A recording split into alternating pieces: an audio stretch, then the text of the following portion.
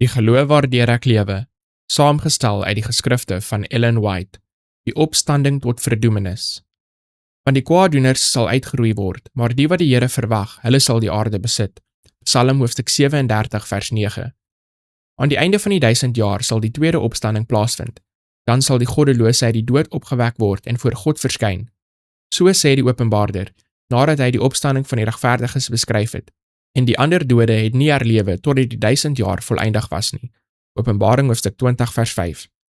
By die eerste opstanding het almal in onsterflike bloei tevoorskyn gekom, maar by die tweede is die merke van die vloek op almal sigbaar. Die konings en edelmanne van die aarde, die geringe en lae, die geleerde en ongeleerde kom saam tevoorskyn.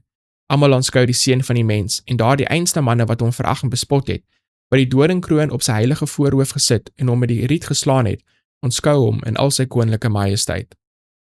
Diegene wat op hom gespoeg het in die uur van sy beproewing, draai nou weg van sy deurdringende blik en van die heerlikheid van sy aangesig. Diegene wat die spykers deur sy hande en voete geslaan het, kyk nou na die merke van sy kruisiging. Diegene wat die spies in sy sy gesteek het, aanskou die merke van hul wreedheid op sy liggaam. En hulle weet dat hy die einste een is wat hulle gekruisig en bespot het in sy sterwende lyding.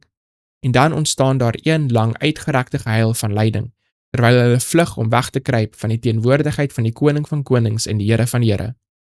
Almal soek om in die rotse weg te kruip, om hulself te beskerm teen die verskriklike heerlikheid van hom wat hulle eens verag het. En, oorweldig en bedroef deur sy majesteit en uitnemende heerlikheid, verhef hulle eendragtig hul stemme en roep met verskriklike duidelikheid uit. Geseënd is hy wat kom in die naam van die Here. Psalm hoofstuk 118 vers 26. Vuur sal van God uit die hemel neerdal en hulle die goddelose verslind. Hulle wortel en tak verbrand. Satan is die wortel en sy kinders is die takke. Die lot van die goddelose word bepaal deur hul eie keuse. Hul uitsluiting uit die hemel is vrywillig van hulself af en regverdig en barmhartig van God se kant.